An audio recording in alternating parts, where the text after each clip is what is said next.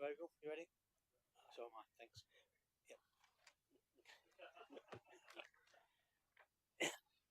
Good morning, I'm Councillor Boyd Elliott, the Chairman of the Committee. I would like to welcome you all to the meeting of the Overview Committee that is being broadcast live and recorded for publication.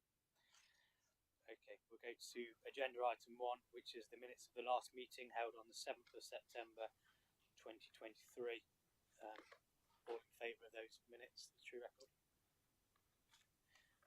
Thank you. I'll sign those later. Okay. Agenda item 2, apologies for absence. We've had apologies from Councillor Rowan for other reasons, with Councillor Jonathan Wheeler substituting. Okay. Welcome, Councillor Wheeler. I hope you enjoy it.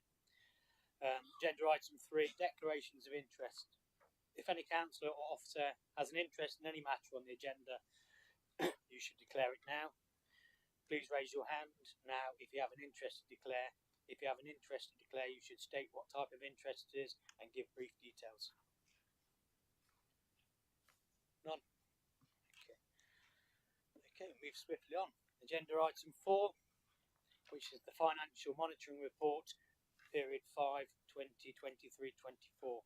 I welcome Councillor Richard Jackson, the Cabinet Member for Finance, to present the report. Thank you. Over to you, Richard. Yeah, thank you, Chairman. I mean, I'm sure members have read this. I don't intend to go into great detail on it. You'll be relieved to know. It's a monthly monitoring report that we publish. Opposition groups are given the opportunity, and I think take up the opportunity of briefings on it on a monthly basis. This has since been superseded by period 6, which was published, I think, on Monday. Members may well have seen that.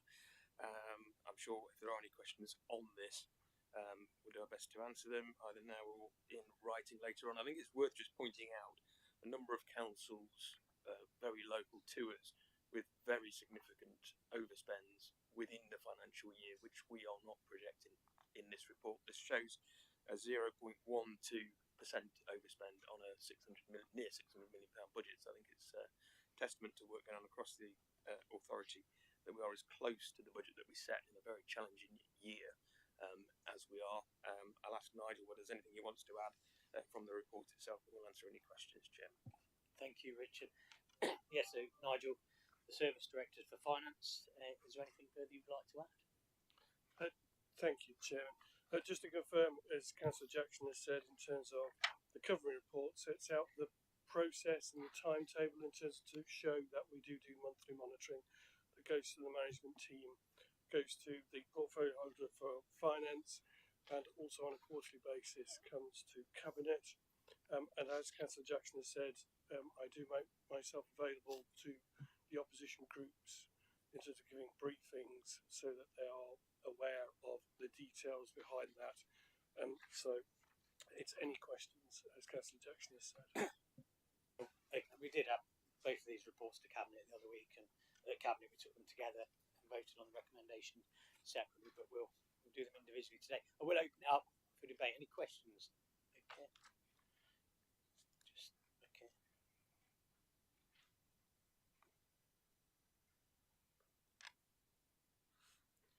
Start with Councillor Foll. Okay, thank you. And yes, thank you, Nigel. Your support and briefings to Labour were really appreciated. I think I've said many times, so thank you for that. Yeah, okay. There's a number of things we'd like to raise. I'm not speaking to the appendix, obviously, but if you look at paragraph 12, there's been much talk about the spending on SEND transport. I have asked for a breakdown of that, and I'm sure you're putting that together now. It would be interesting to see what that, why that is going up and why it's so difficult. I wonder, one of the things that has been raised in our group is whether or not this is because there's a significant number of permanent exclusions, and whether actually they are, whether or not they are impacting on schools, children having to make really long journeys to different schools, and whether or not that means there's not enough special schools locally. And I think this raises another issue. I could go on in more detail about this, but I'm sure this kind of thing has been discussed at the Children's Committee. I think relevant subcommittees would benefit from having an item on their agenda prior to the next budget setting meeting. So the kind of things that I'm just raising here, that we could spend an awful lot of time talking at these, should be looked at in detail. There's a bit more coordinated response and actually how we scrutinise the kind of budget savings. I think that would be really helpful. So I think that kind of breakdown for the SEND spending in particular will be very useful. Whether it comes to this committee or whether it goes to children's, I don't think it really matters, but I think that's kind of really important. On paragraph 27, I just wonder about the language. We're very worried here about the language here. So it sets out kind of about when the budget was set, and says it's recently been agreed by the corporate leadership team that no write-off of the savings or mitigations highlighted, I think it is in paragraphs 24 and 25, which come to 4.8 million, would be approved, and that departments would be required to identify alternative savings or mitigations, which is a worry. I mean, does this mean that if you can't find any more savings, you're going to have to make service cuts? Because if so, I think we need to be honest about that. And I think,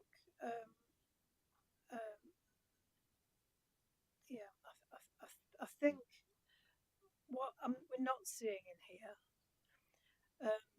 is a bit more transparency in terms of what the real situation is. And we can't expect the Cabinet Member to Finance, who's kind of come to this meeting here, to do that today. But I think it's important prior to setting the budget for next year, and to give members and the public an opportunity to understand both how and why the budget isn't panning out as expected. There's some really worrying language and really kind of scary figures in this budget. So why the budget isn't panning out as expected in the various areas of the council. Nigel, pick those points up.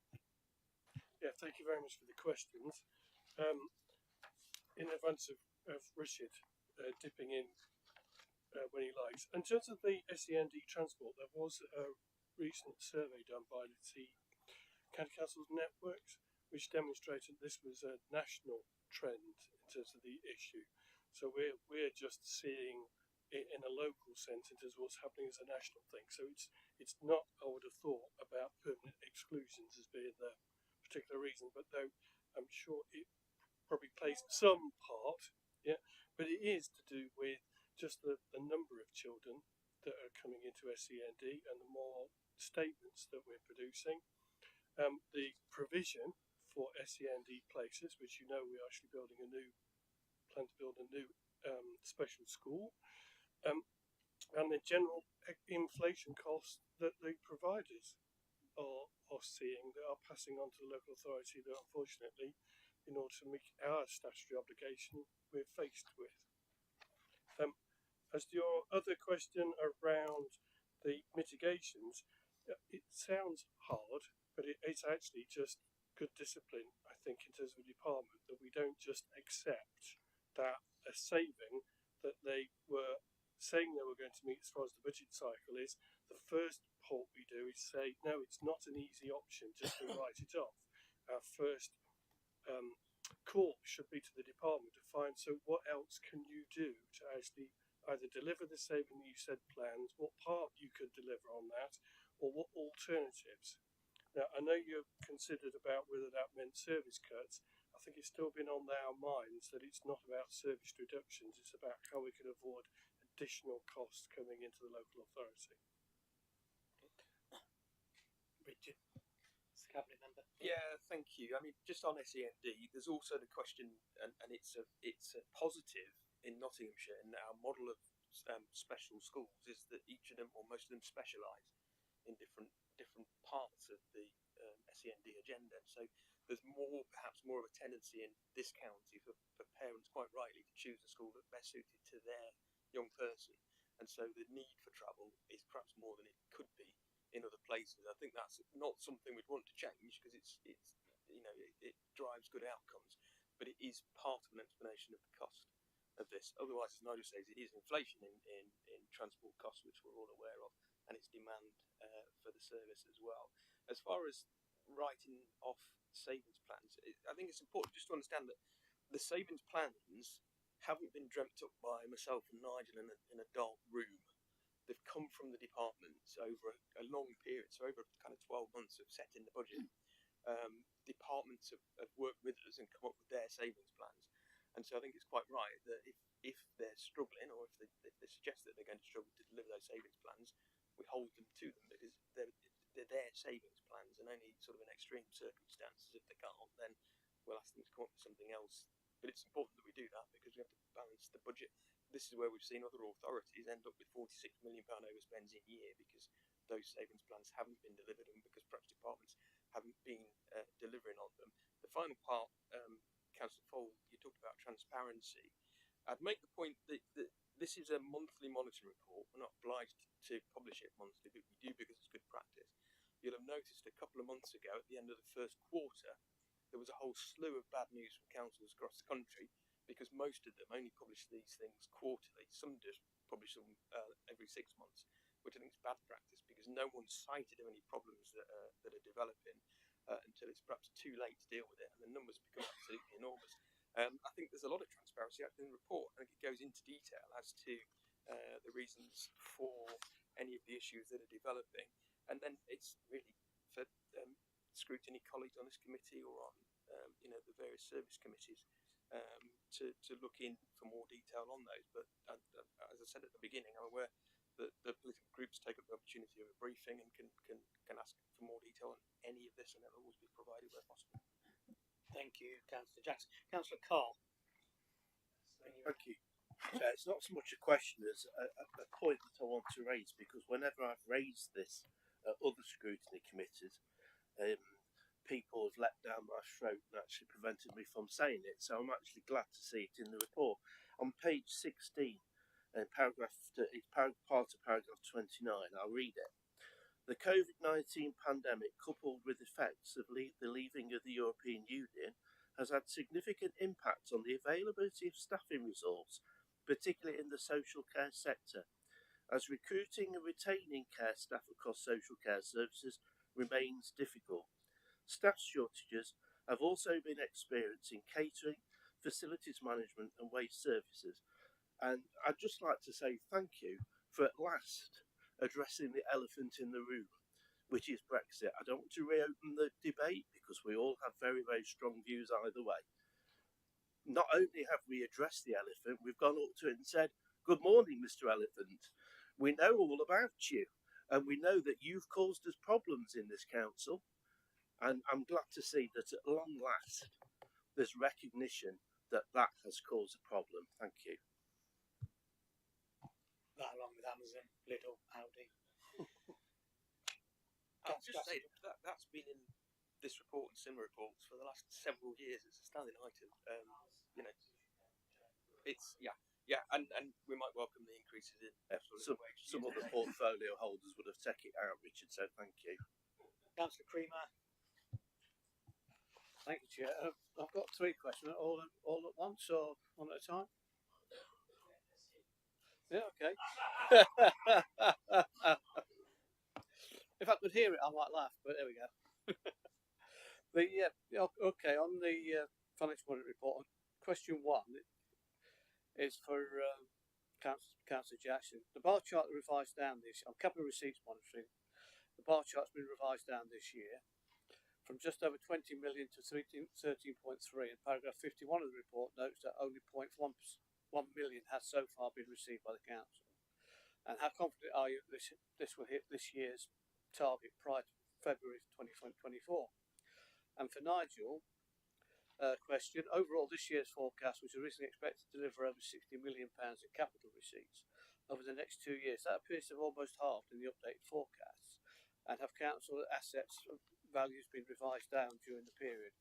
Have they fallen, and has that been a factor in these revised forecasts? And going back to publishing earlier, publishing often, yes, thank you for that, Councillor Jackson. It does allow to spot things. And on this one, on item 51, the capital receipt, which is page 10, capital receipt forecast is 13.3 million. As you've helpfully pointed out, the minutes published on the 20th of this month actually has that changed again. The capital receipt is 7.4 million, which is quite a substantial difference. So I'm wondering why that difference is, and is that likely to be continued into the future, such a large deficit? Because that's quite right that you've actually said about actually monitoring. We can actually monitoring our income as well.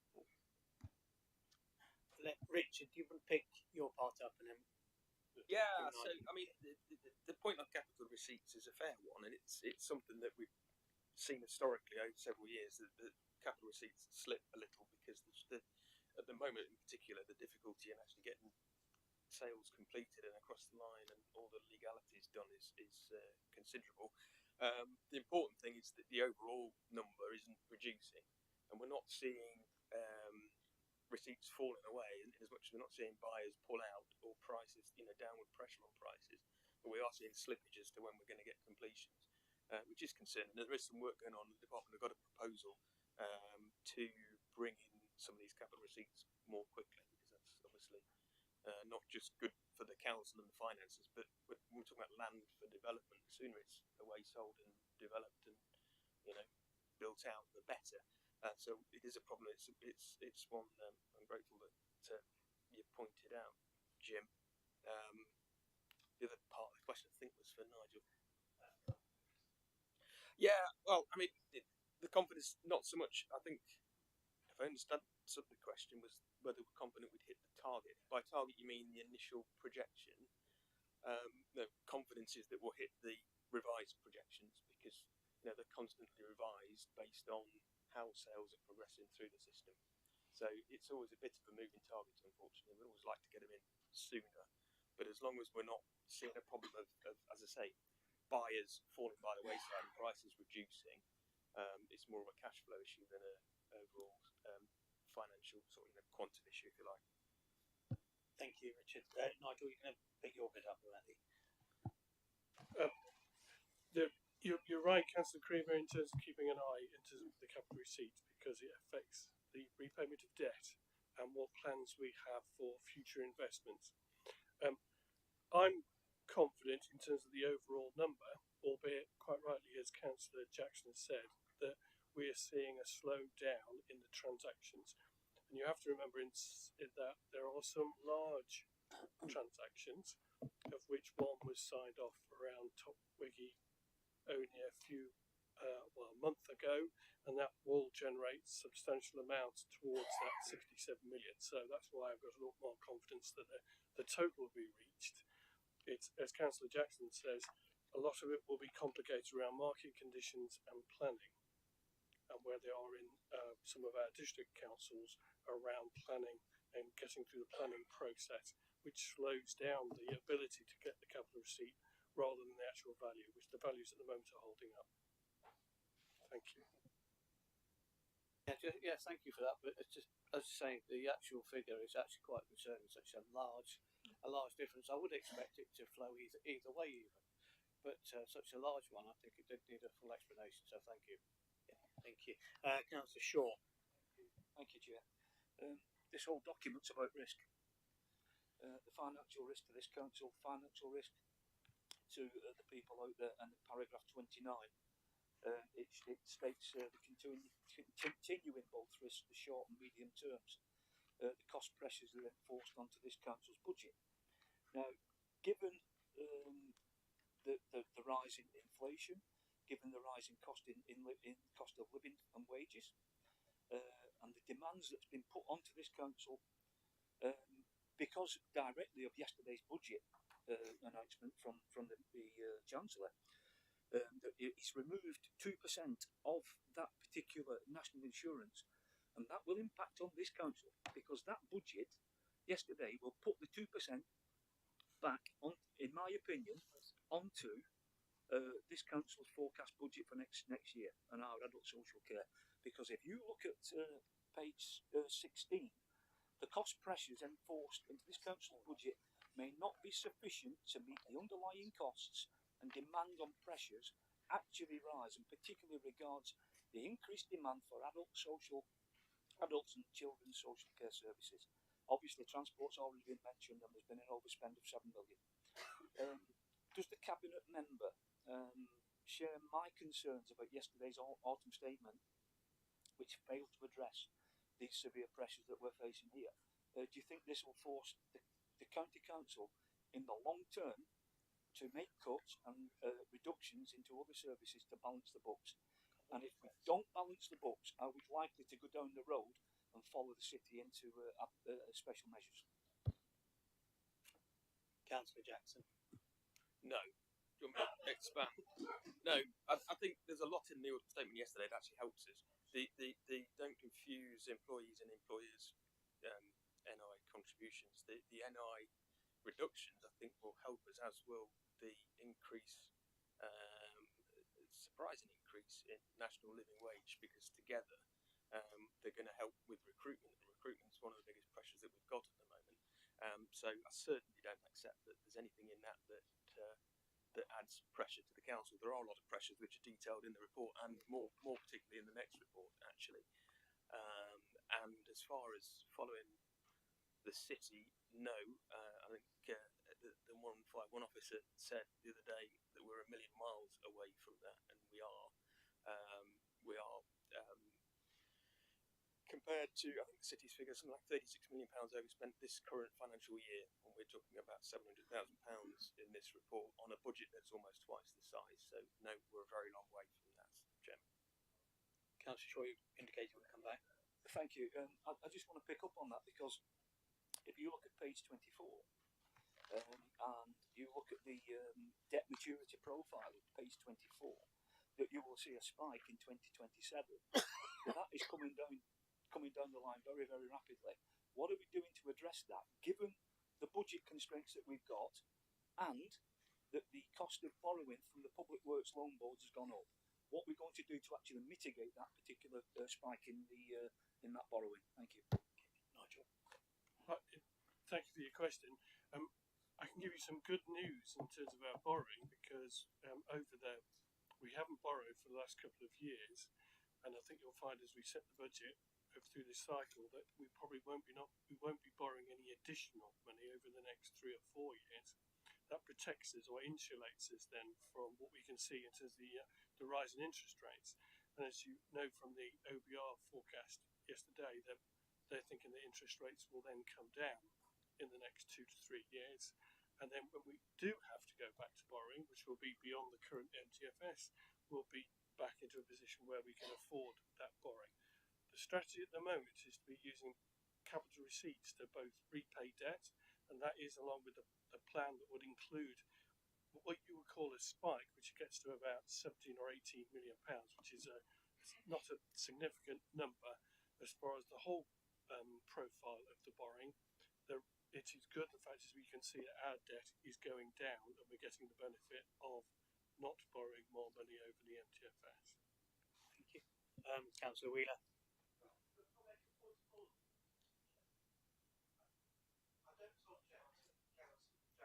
Have you got your microphone on? Because Councillor Jackson is addressing one of his report. But I do object to members of the Cabinet sitting on the back row making audible comments about what people are saying. Why are even members of the Cabinet who haven't got a report in a scrutiny committee? And this is something that we have raised with the scrutiny review that's going on at the moment. Why are they here? And why can we hear what they're saying? I haven't heard anything, but it is a public meeting. So did you hear Bruce? Okay, can I just ask you? Thank you. Okay, you're more than welcome, by the way. So can we just... Okay, Councillor Wheeler. Yeah, thank you, Chairman. First of all, I actually want to welcome the fact that we are asking departments to review their spending year, and as someone who deputy cabinet member on one of those departments, I actually welcome that as well, because one of the issues you see with the council not far away from here is when they get very surprised they've got massive variances in year spent, and they're having to make huge cuts at the short notice to make that difference up. So I actually think there's actually a bigger risk to services by doing that approach. The fact that we are seeing this monitoring on a monthly basis with departments to make sure they can keep it as close as possible to their budget for the departments means that hopefully we'll see less cuts going down the line, because they can, rather panicking on cuts, can actually look at it in the clear light today. So I actually really welcome the fact that that's going on. Actually, due to those departments are actually keeping close to their budgets. The main point I want to raise is around the homeschool budgets, transport budgets. So one of the issues I think this is down to is because with the amount of building that's going on, rightly so, in districts, and the amount of in-year transfers we're seeing. So I've got an issue in my own patch, for example, where huge housing developments, a lot of kids be able to move in year, and because obviously local schools are full or near enough to full, because that's been decided, they're obviously having to be transported to quite far away for that year. And so it's wondering what else we can do in terms of working our district colleagues around 106 and Silk to make sure there's more funding put in for that, because I think we are bearing that cost. And obviously, it's right that we make sure these children get to the right school. But while this building keeps going on, I can only see that increasing. It's a bit unfair on that said department, because it'd be very hard for them to forecast depending on which children are moving in and obviously at what time. So just wondering what else we can do to push that back to department to work with those colleagues. Thank you. Yeah, I mean, it's probably a question for children's colleagues more than for me, but I know there is a lot of work going on to try and deal with that. Sometimes the planning system ties your hands, and I'm sure you're aware, because you're a district councillor, often 106 isn't triggered until there's X number of properties moved into, by which point the problem already exists and the schools have already done something to accommodate those youngsters, and it just snowballs. But I think there's more reform that's needed in that area, to be honest. Councillor Smith. Thank you, Chairman. I just want to talk on paragraph 39, if I may. Firstly, well done to you, Richard, and the team behind you who've helped secure extra money for the bus improvement fund. I know in COVID impacted our passenger numbers, so we've had to make some changes to services. And I wonder, particularly in Newark, where I represent, we've helped save the 90 bus because of with some of that funding because of a drop in passenger figures. And I wondered if that funding allows the Transport Department, Councillor Clark and his team, to make services more flexible to address the capacity issues, such as rolling out the on-demand scheme whilst retaining good local services which people rely on. So firstly, well done, and secondly, will that funding be invested into things to make it more flexible to save the service? Yeah, I think you answered your own question, Sam, in terms of the on-demand service, because to be honest, I mean, we've all seen the headline level of inflation. Inflation in things like transport is running far higher than that. So the only way we're going to improve things is to do things far more innovatively, and the on-demand services are working really well. And I think is in some respects the future. It won't replace sort of mass rush hour bus services, but in certain areas like yours, it's one of the answers. Definitely, I've seen it in my area. The Woodborough-Lamley, the 47 bus, the numbers really did drop after COVID, and we're not seeing them come back to anything like they were. But thanks to the county council, we managed to save that service. So I know my residents will be extremely pleased because they can get to work around these rural villages. So I'm going to bring my vice chair. Glenn's got a question to the cabinet member. Yeah, it's just on the the issue that members have been talking about on the departments that can't meet the savings that they've identified. I think over the years we've been saying that it's been difficult to identify savings anyway, and that you are cutting to the bone some of the services when you're looking at savings. Clearly, I agree with you that you can't just expect that a department puts a saving up and then goes, "Oh, I can't reach it now." They're sort of putting something forward that they know they're never going to reach, and they come with not a sob story, but they come with something that sort of says, "Well, we can't do it," and you end up not making that saving. The concern I've got though is that because most of the departments have gone through over the last 10 years, taking out a lot of their core, I don't believe there's a lot of fat in the services. So it's the difficulty of going back to them and saying, well, as in we know the case with adult social care, it's a major budget threat. If they've got to find that from somewhere else, I cannot identify an area where they could really save it. So I just think it's about the realism of saying to them, go back now, and if you're not going to make that saving, you've got to find somewhere else. Because really, if they could have found somewhere else, in all honesty, and it was easier, they would have put that up in the first instance anyway. So it's that what I can't get my head around, Richard, in the sense of asking them to do that. Are we just putting that in because that looks good, or can we be honest and reality and come back and say, actually, this is what we need to save. We know it's going to be difficult, but here you are. This is what the impact is going to be on the services to the public out there. There's two parts to it. It's a bit similar to the answer is Sam, in that innovation and there are constantly evolving ways of doing things differently, and constantly evolving technology that helps in that.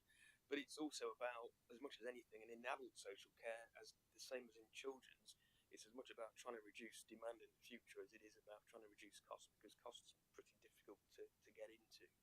Whereas, in the adult sphere, as an example, if there are early interventions that we can be making now, which will keep people healthier for longer, keep people in their own homes with some support, but not the huge support packages, people will always get the support that they need. But if we can reduce what they need by keeping people independent and healthier for longer, then we can reduce demand in the future, which will reduce costs in the future. I think tackling demand is probably going to be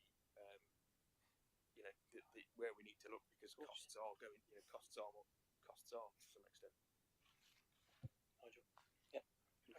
If I may, Chairman, to add a couple of bits, I think Councillor Jackson's right in terms of you also have to look at it in terms of where technology can come in to help people continue to be independent and live at home. And also you have to take it as a whole system, because it's not just adult social care in isolation, it's the whole system with the NHS, the ICB, in terms of what improvements could be made across the whole system that means people don't have lots of falls and need hospital treatment and then end up in a more decline. How do we keep people healthier for longer? Thank you, sir. Thank you. But I've heard that argument for the last 10 years. Everyone saying we're going to use new technology, we're going to, and it's still not happening. We're still in that same position. One of the things that's uncovered or come out is the number of children that are staymented. There's always been a reluctance in Nottingham to do it. Now we're under pressure to do more. We've actually, in reality, when you look at it, then we've actually been putting off not paying what we should have been paying, possibly. But so now we're in a position where we've got to find that money, and we've got to uphold the staymenting. So we are. It is. I accept it's. Whoever's in control, this is a difficult decision. I'm not coming party politics on it. It's a difficult decision. I just want to be clear about it. What it means, and so that I understand, and others do. If you're saying to me, well, we're going to go back to the department that can find it, as I said to you before, well, why didn't they give us that in the first place? It's not as easy as just saying that. Thank you, Glenn. Yeah, there's elements there. I think it's how it's worded as well. Yeah. Right. There's been a recent debate. I'm going to bring that. Oh, sorry, I thought it was your point of order. See. Best to address this here, because we were talking about capital receipts earlier. I would say at the outset, though, that we seem to be picking on Nottingham City quite a bit here. Whilst we are, as a council, and I accept this, in a better financial situation than most, let's not forget the situation that Derbyshire, Northamptonshire and Leicestershire in. And my goodness, the new administration at Derby City, goodness knows what they've inherited. But let's not always pick on Nottingham City. In 2019-20, this council purchased land in and around Towton for the future development in anticipation of HS2B, eastern leg to Towton. And it was to, quote, to take maximum economic advantage of HS2 stopping at Towton. The final accounts report to full council in July 2020 indicated the purchase of the land at Towton as £22.143 million, and I would imagine that included an absolutely substantial premium because of what was planned nearby. Of course, now we still own that land. Not only is HS2 not going to Towton, it's not going to East Midlands Parkway either anymore. So my question is, what's happening to this land? Do we plan to put it up for sale? And how much of the 22 million we wasted on basically a broken promise from a previous Prime Minister can we expect to recoup back? We did ask this question actually to officers on the 3rd of November, and we're still awaiting a reply. Thank you. I was expecting expecting an offer to come at the end of that. But I'm going to hand it over to Councillor Jackson. Yeah, no, it's a good question, Councillor Clark. I was involved in a lot of discussions when we were talking about purchasing this land several years ago, and one of the things that Mr. Stevenson, as the 151 officer, was very clear of was that we needed to protect the council's finances, and that it had to be viable with or without HS2 coming.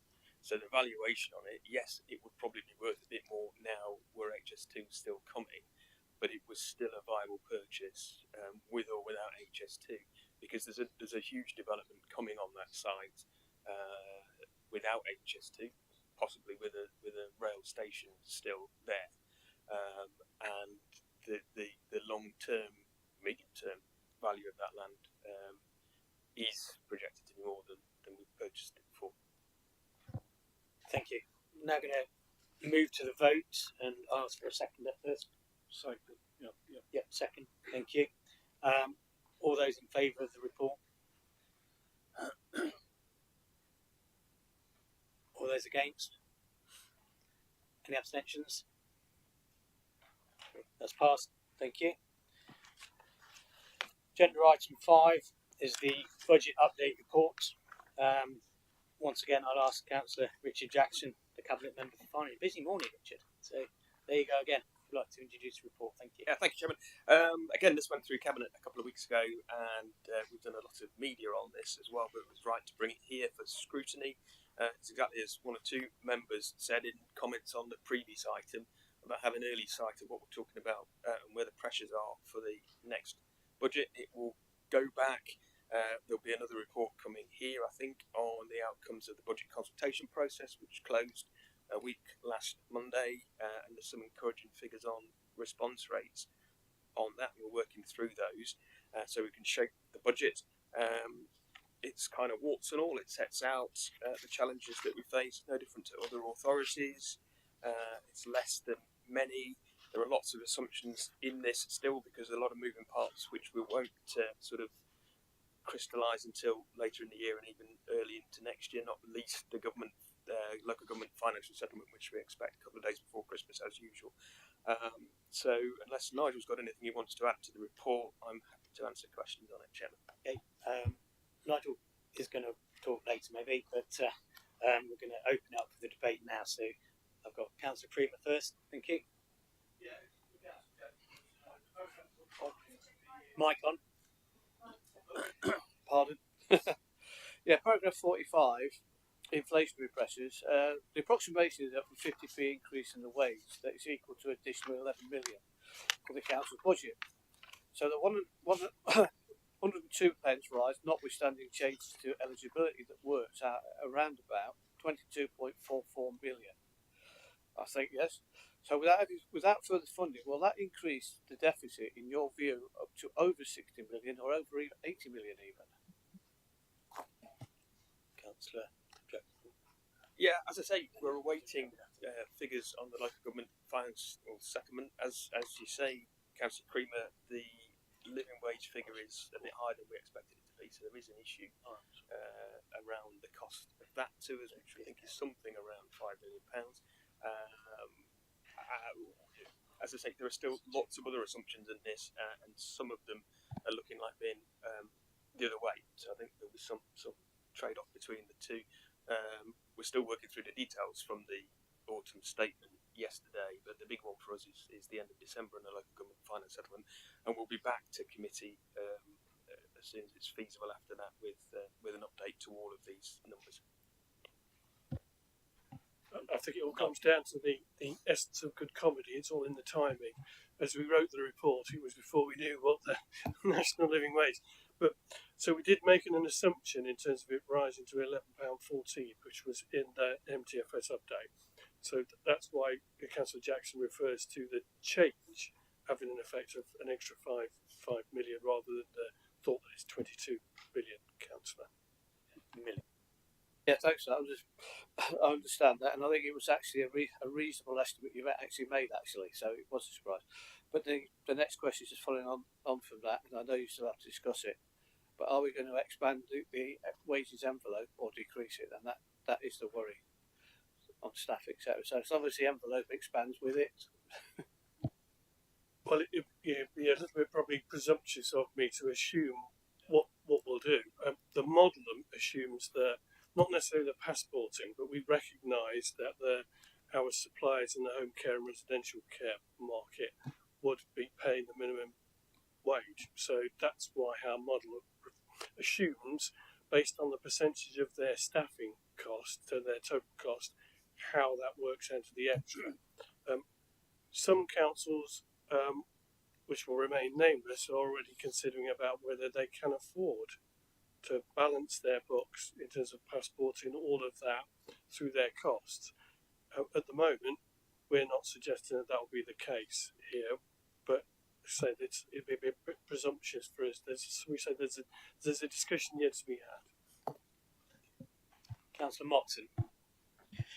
Well, Councillor Cream has already stolen some thunder with his question, but so just going on from it though, is there'll be companies up and down the country currently redoing their budgets for next year, I'm sure, with the living wage increase. But what sort of do we know yet? What sort of impact that's going to have on pushing up other wages that are above it? Because obviously, quite often there's a need to keep a differential between what's on the bottom wage and going up. Do we know what sort of impact that might have? Yeah, we do. There's a model, and that's why the figure, because it's not proportionally a huge number of people being paid the minimum wage within the authority, but the figures are based on exactly that, and how that feeds right the way through the pay scales.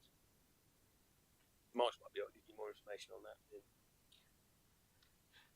So, national employers, because obviously we're bound by national pay bargaining, they're looking at that and to look at the impact of that throughout the pay scale, and obviously that would then need to be reflected in the pay award from the 1st of April 2024.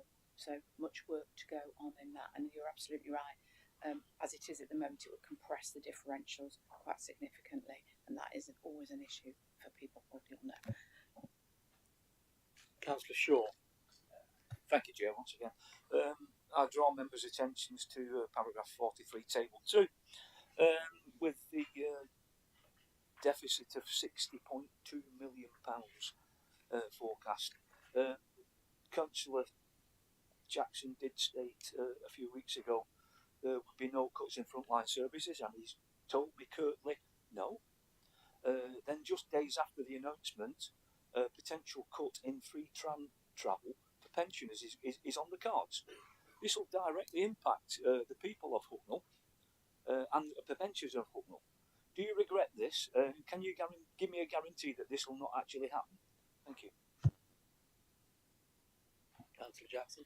I think Councillor Shaw refers to a consultation that's underway at the moment on concessionary travel on the tram. There is a point where the council is funded to provide concessionary fares on bus services by central government, but not on tram services. But there's no decision been taken on that yet. And I would encourage, and I'm sure Councillor Shaw is encouraging people to complete that consultation, and it'll be looked at when we've got the results of it. It would have been nice, Chair, to have had a consultation about the bus removal on the out of hours after 7 o'clock in the evening and on Sunday services. So this will be a double whammy for the people of Hucknall. Councillor Guilford.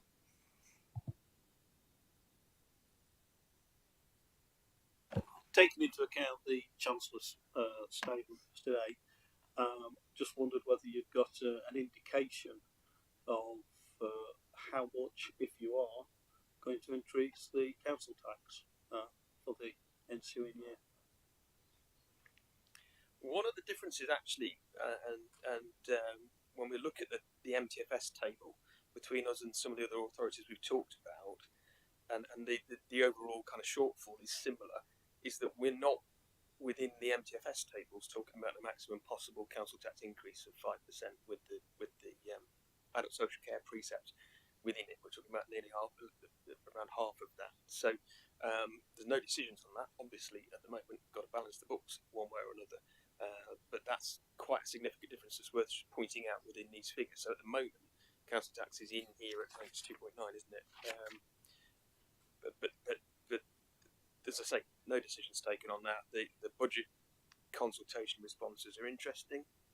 might not tell us what you might have expected them to tell us actually, but we're still working through the responses on that. But no, decisions on that will be taken at the end of February. I think it comes through this committee before, as well as Cabinet, before we go to full council for the budget meeting. Thank you.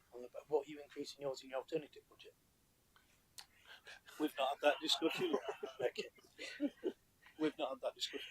Just on that, the consultation again. I have a view that actually, personally, overview should actually be the ones that look at the consultation, as opposed to cabinet, because it's something that we set off and talk with. I wondered at what particular would we be able to get that earlier to look at what the consultation results were, as opposed to sort of waiting until sometime later, because there's nothing. In one sense, it's not going to be a dire secret.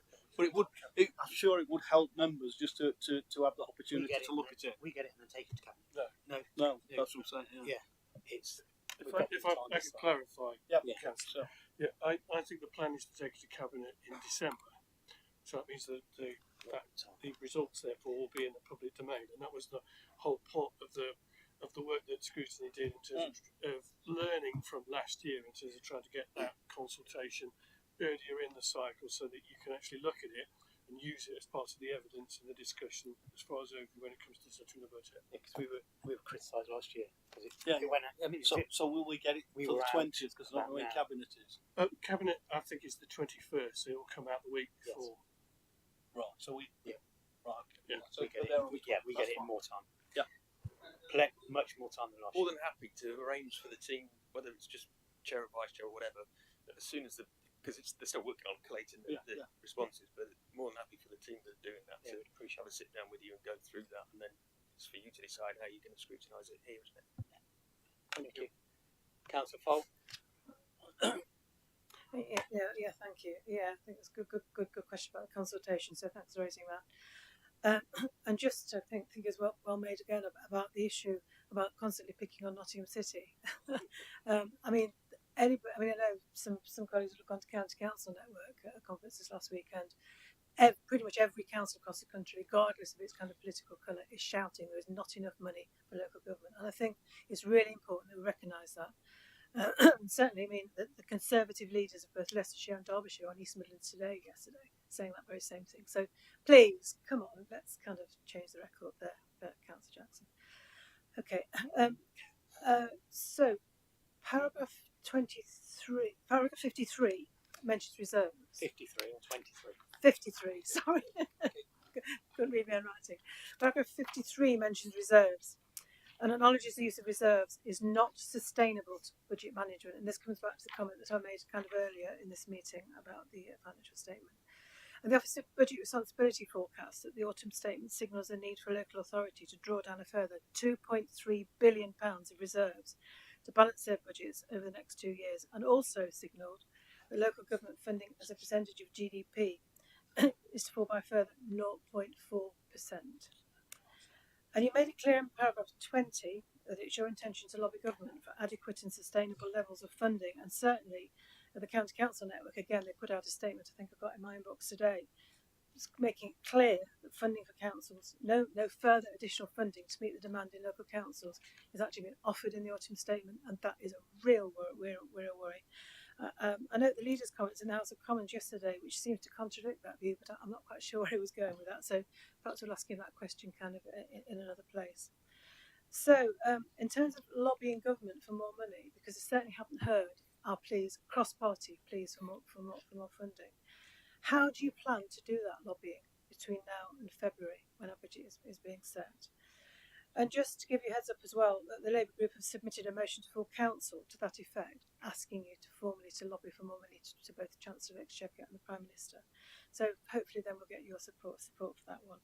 But I'm just worried that the kind of language that you use and kind of across the board when you're talking about the budget and the finance here, it is really worrying. And I think resilience is used a lot, and is resilience in this context and now in this really difficult time, is it just simply a euphemism for using reserves?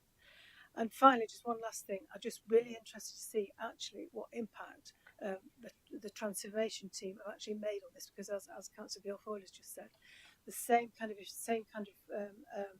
solutions seem to be coming up time after time after time, and don't appear to be working, or at least not working enough. So I think we need some real transformation, don't we, if we're going to meet the budget pressures. That and some more money, please. Okay, thank you. Councillor Jackson. We've said it before. I don't think there's another council that's better connected than us in terms of access within Westminster, Whitehall, and higher levels of central government. And it's not what we're going to do between now and February. It's what we've been doing for the last several years in terms of lobbying, and at every level, at professional level and at the political level, we don't miss an opportunity to lobby. And the kind of mood music, if you like, that's coming back is that government is listening and does get the issue, and there are other massive issues in the economy that we're dealing with as well. And let's, we'll see what the settlement brings in end of December. I don't know whether Nigel's got anything more to say on some of the technical parts of the question. Thank you, Richard. The bit about reserves is that we shouldn't hold on to reserves for the sake of a rainy day. We should be using reserves where we can that will enable the authority to meet the longer term transformation that it needs to do to meet those meet the budget shortfall that it has. And that budget shortfall, though, we have to remember, is caused not by less government money and funding, but more by the demand outstripping the level of additional funding that we're getting. What the MTFS is, we do have a plan to use those reserves, and that's what we said when we created the budget for February, last February. In terms of 24 million was in the budget, 24-25 in terms of balancing. As part of the exercise through the autumn, we will again look at where we have got reserves that can be used, that will give the authority that chance for that longer term transformation. And because you want to plan for those changes that you need to do, because it goes back to the point that was made, I think, by Councillor Moxon and Councillor Smith around not wanting to do drastic knee-jerk changes or reductions or cuts that will have more drastic effect on our residents. So that's why we try to use those reserves on a more gentle way, but it is about, if we have got reserves that are free to be used, then we should be using them. I think that is appropriate. I take it absolutely right in terms of what you said in terms of the OBR forecast yesterday. Again, I think that is a general view that there are a lot of authorities holding on to reserves that they should be using to cushion the transformation and the long-term change that's required in local government. But you will be pleased to know, as it was in February, as the Section 151 officer, I have to make a statement every year in terms of the robustness of those reserves. And it also, if you look at one of the appendices on that budget, it does set out what is the plan to use of reserves and also what is our strategy around the general fund balance. Thank you, Chair. Okay. Councillor Purdy-Haran. Question, please. Thank you, Mr. Chairman. Can I just sort of understand what I've heard so far? If I look at the revised MTFS table on page 38, I appreciate that table was collated before the announcement of the national minimum wage, national living wage. Did I pick up that if we were doing the calculation today, knowing what we now know, that end figure will be nearer 65 million ish? That's assuming nothing else changes in terms of course, absolutely. Yeah, absolutely. Yeah. So that classic ceteris paribus, yes. I totally get that. Yeah. Mr. Chairman, I just want to ask through you, the Cabinet member, over the last month, we've seen a couple of storms hit this continent, and a number of cruise ships had to sail through the Bay of Biscay, and there have been difficulties, and passengers have come off all bruised and damaged, and we've heard that. My question is, I think that's a fair analogy of perhaps where we are economically, nationally, and perhaps locally. Does Councillor Jackson feel that we are being battered by unforeseen events, and are we in danger? Is Nottinghamshire County Council in danger, given the fact that we now have an anticipated deficit over the next couple of years of nearer 65 million that we know of? Are we in danger of losing control of finances? Councillor Jackson to reply. No, we're not. No, we're not, Chairman. You were pleased to know.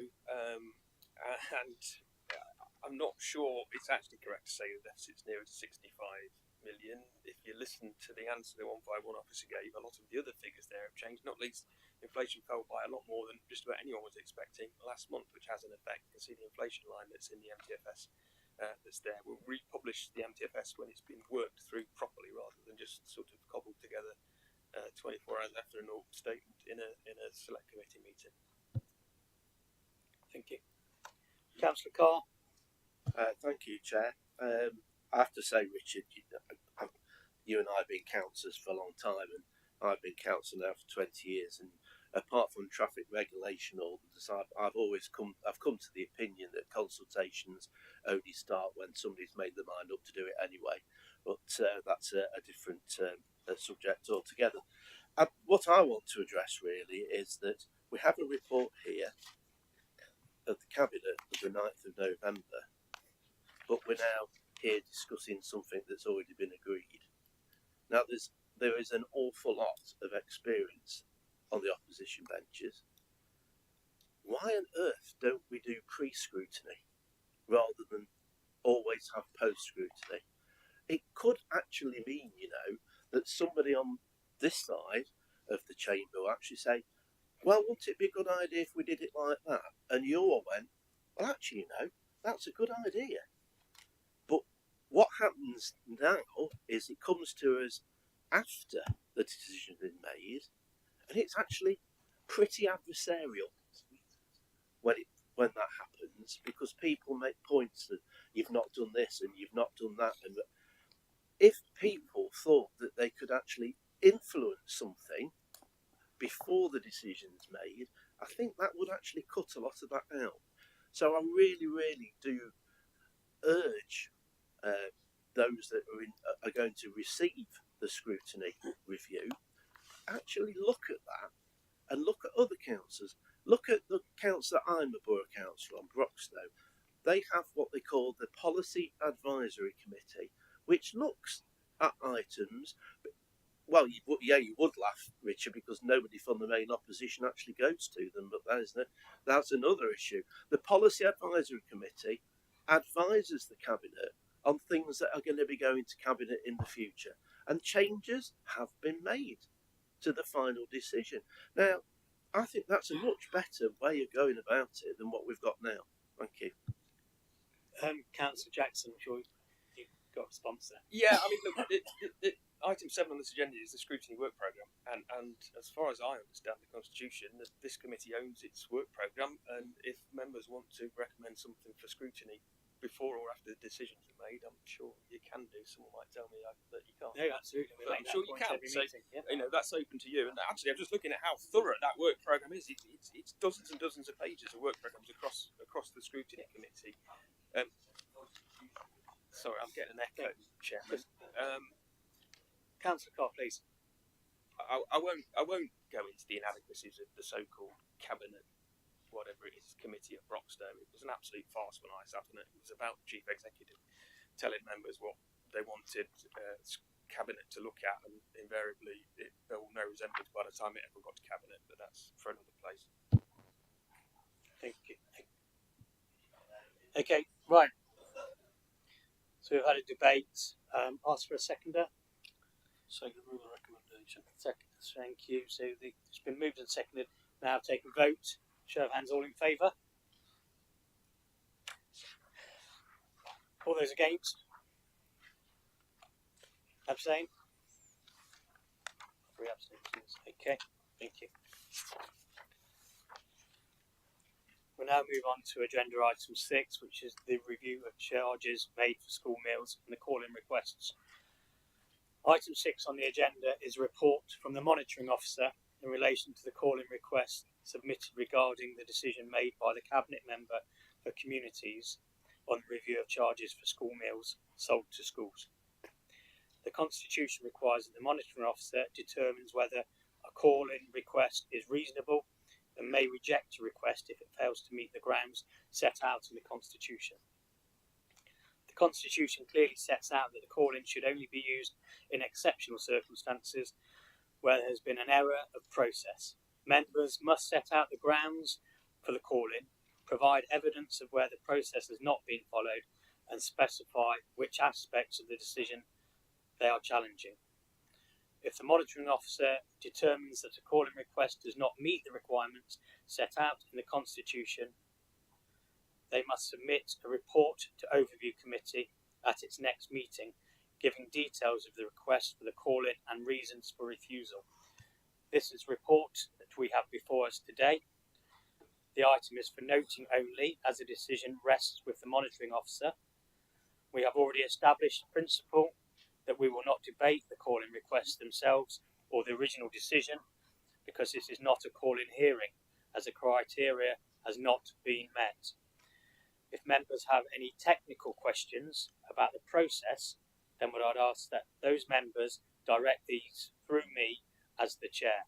The report is for noting only. Thank you. And speak, Councillor Carr. Creamer, sorry. Creamer. I began with the C. Began with a C. Yeah. I didn't think we were that like. Anyway. More alike than you thought. Thank you. Right, this is a question. Paragraph 16 refers to the estimate cost of £50,000 per month due to the delay in implementing the decision. First question, can you explain that figure? The decision was only added to the forward plan on the 6th of July and could arguably have been taken as early as the 7th of August. Given that no formal consultation was required and seemingly no meaningful consultation had taken place, is that delay included in the estimation? I think that'd be a question for myself, Councillor Carina. Or five, yeah. Yeah, yeah. I thought it was right and proper in terms of the original plan for when the prices were going to be priced was going to be implemented, so that you were aware of there's a financial consequence in any delay. I don't know what the period of the delay will be, but so therefore that was my basis for the comment in terms of what a month would mean in terms of the prices. It's wasn't factored into the period 5 monitoring report, but will be factored into the period 7 monitoring report in terms of when the prices are implemented. Councillor Shaw. Thank you, Chair. I'm quite saddened by the outcome of this, simply because I know for a fact that young people in every division of every councillor are going hungry, and to actually increase these prices. Do you have a technical question? Yeah, it's a technical question. Okay. I'll get there. Trust me. I don't need the I don't need the. Yeah. It's not appalling. But this decision was taken before inflation was halved. Will that be looked at again, please? What's the question? It's not a question. No, it's not. Inflation rate now, you've been boosting on about the inflation rate is now halved. This decision was taken before inflation, while inflation was at 10%. It's now 4 or 5%. Process. It's not to do with the calling process, and that's what this is about.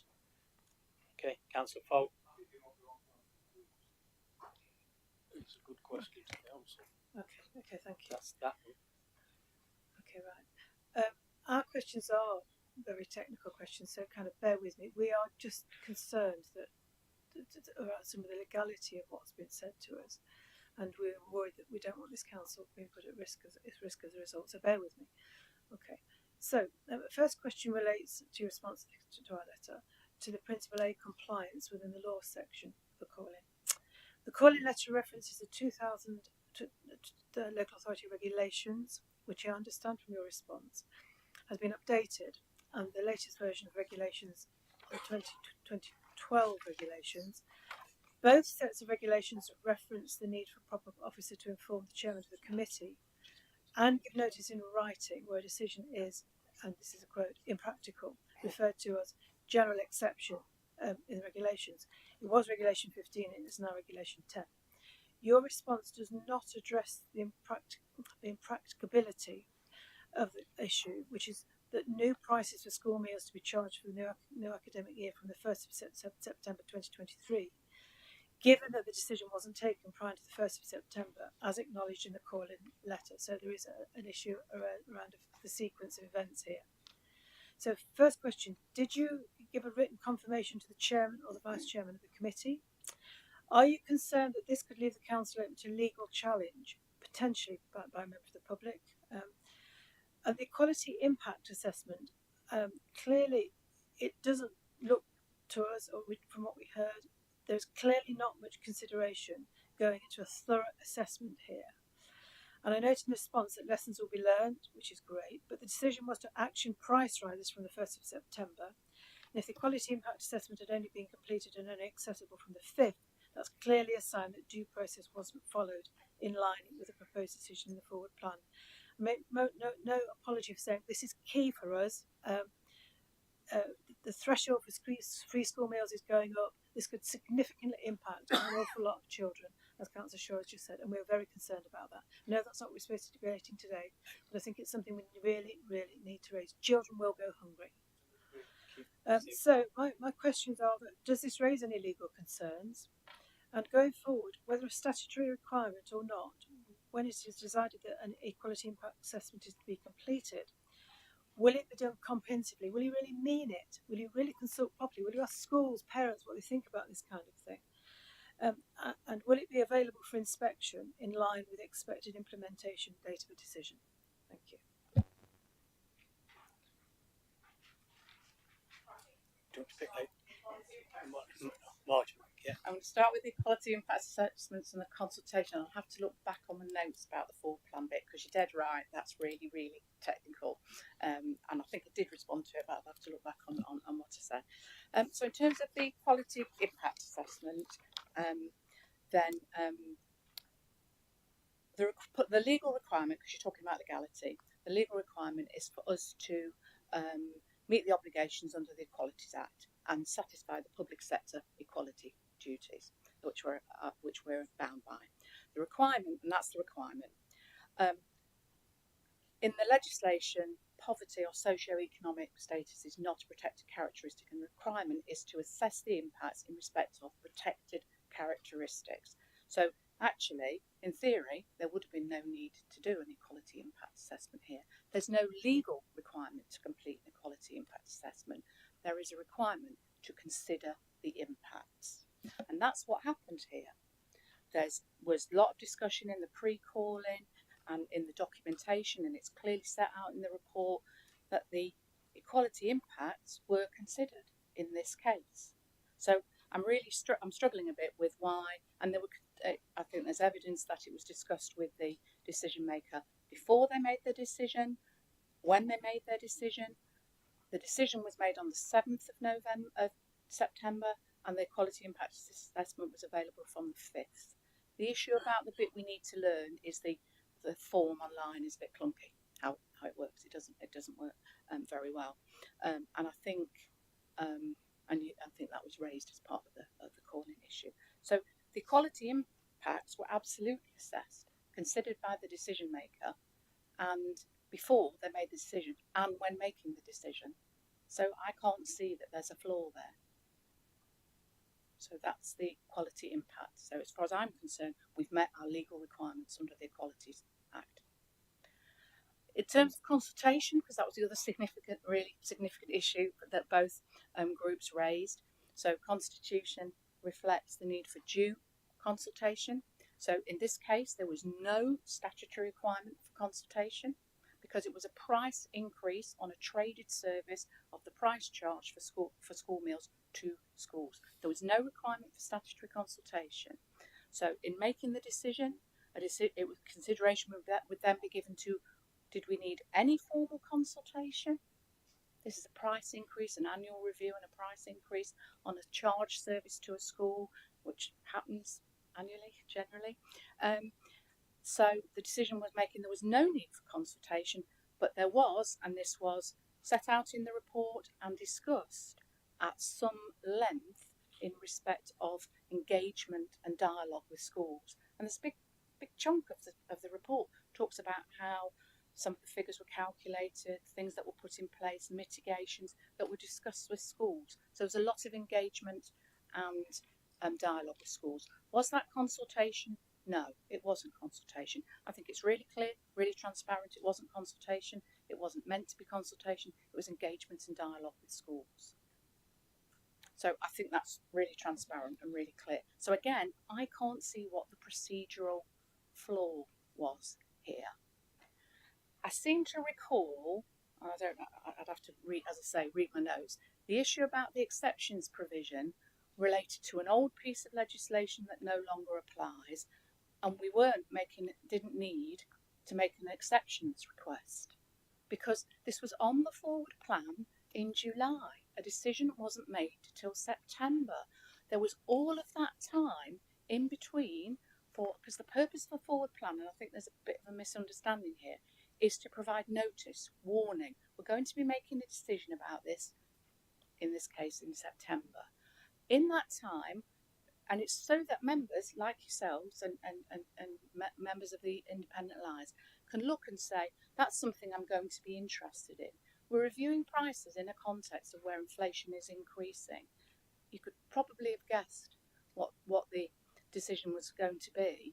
So actually, that would be an opportunity for members to have a discussion, to raise issues, to ask questions, to have briefings from officers, to have dialogue with the cabinet member, so that they could try and shape that, ask for a scrutiny review. There's all sorts of things that could happen. That's the purpose of that.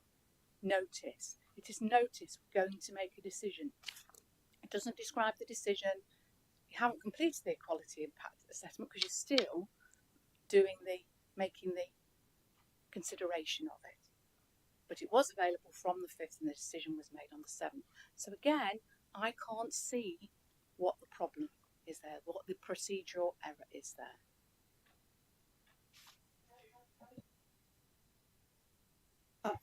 I'll take your word on the technical issue. I suppose this is actually kind of really difficult. I suppose it's because if you had done a much more formal, wider consultation, proper consultation with schools, you may have found that some of the protected groups might have been significantly impacted by this.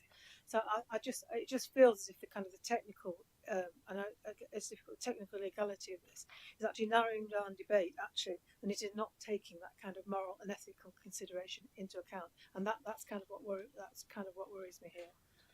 Yeah. Okay, thank you. Councillor Perdue-Haran. Thank you, Mr. Chairman. I think this whole calling debacle has not shown Nottinghamshire County Council in the best light. We've had a substantial number of members in the opposition, 2 opposition groups. In fact, I've not met one opposition councillor who supported the administration's decision. And indeed, I've spoken to former Conservative colleagues, and at least one of them said to me that we've made a right dog's dinner. Councillor Haran, is this about the process? My concern, Mr. Chairman, is over the process that we went through, and we forced officers to perform intellectual acrobatics to basically come down at the end of the day, which some of us perceive to be a political decision. And we should not put officers. And I would ask, Mr. Chairman, that the administration considers putting this item to the governance committee to review No. the way we do call-ins in future. Thank you. Yes. Okay. Councillor Carr. Well, I'm sat amazed here this morning in a scrutiny meeting that a chair of a scrutiny meeting preventing people from asking quite bona fide questions, and I'm out to make it clear. Not stopping anyone asking a question. And I would like to make procedure. Right, and I'd like to make process. and I'd like to make it clear that what I'm about to say is absolutely no reflection on the monitoring officer at all. But the calling process that we have in this authority is rubbish. It rides roughshod through natural democracy, and it was forced through by the administration that is now in office. It needs urgent review, and by the way, I'll probably get stopped from saying this, but here goes. My email box is full of people saying this is a terrible decision. And the people that will suffer are you, over here, when it comes to the ballot box. And so it's in your best interest that we have a scrutiny process. A question about the procedure, Councillor Carr. Yeah, if you let me finish, then yes. We'll get to it. Right. Okay, so this is unbelievable, isn't it? No, it's not. I hope this is being recorded. This is scrutiny at work in Nottinghamshire County Council. The process is fundamentally flawed, and it's putting officers of this council in almost an impossible situation politically.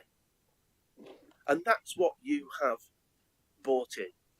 That's what you brought in at the meeting where we altered draconianly the constitution. It's not brought the politicians under scrutiny, it's brought officers under scrutiny, and that is wrong.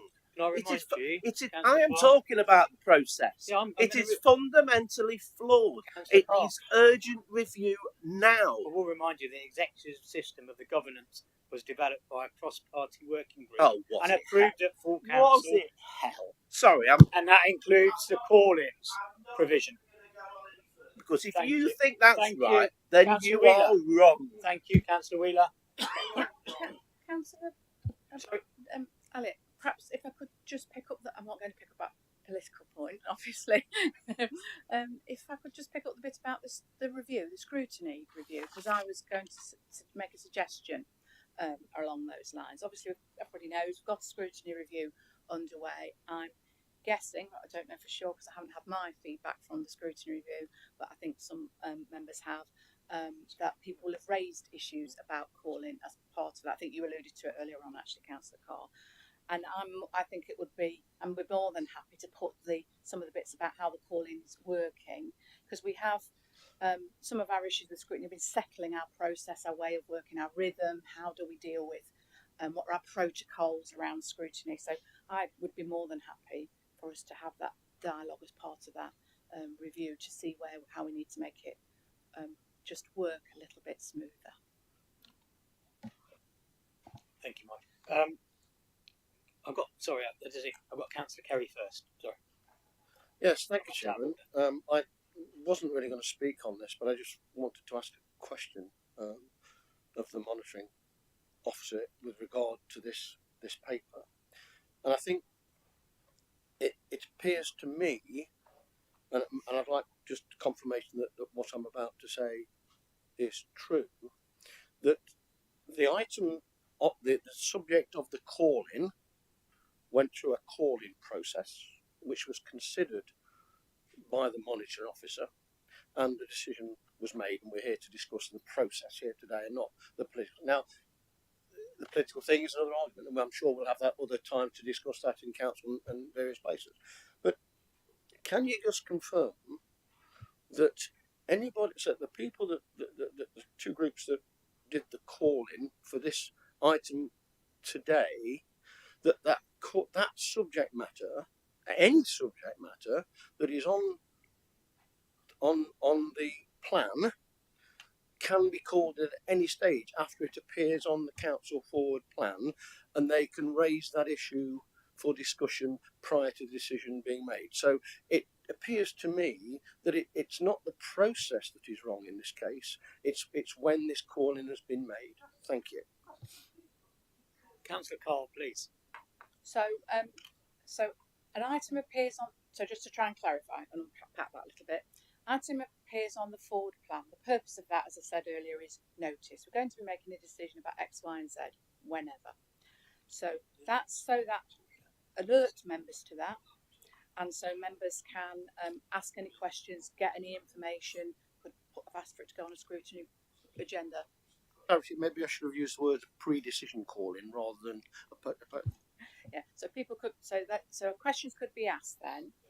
You can't call in a decision that hasn't been made. Obviously a decision has to be made, as was the case here, and then someone, but there's a pre-calling process which we went through here, and then at the end of that, if there are residual matters we've been unable to resolve or find an alternative way of moving the thing forward, then someone can submit a call in, and then that's what I have to consider as the monitoring officer against the criteria set out in the Constitution, which is there must be a procedural error in the process by which the decision was made.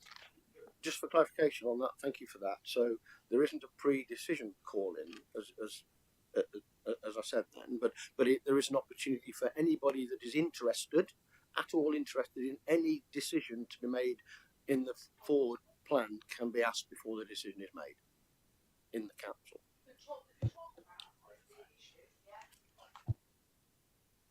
Pre-calling is where members have got what we say in the Constitution is where members have got an issue that they're considering a call in, and they want to discuss it, to understand it, to have some reassurance. I thought, the way that the Labour group set out your call-in request was really helpful, actually, in terms of asking the questions and saying these are the things we want clarification on, these are the things we want to understand, these are the things we're unhappy about, or etc., etc. So you've got your pre-calling process, then your calling process. If you've been unable to resolve it at the pre-calling stage.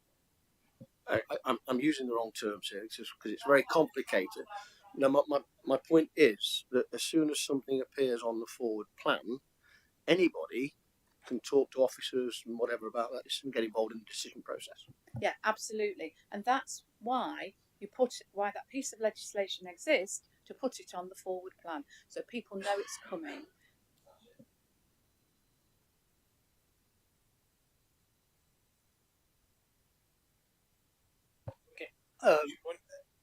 In the recent scrutiny review, it has been identified that the forward plan process at the moment is flawed. So I'll just put that on the record. We'll discuss that in another. Okay, the outcomes of the scrutiny review.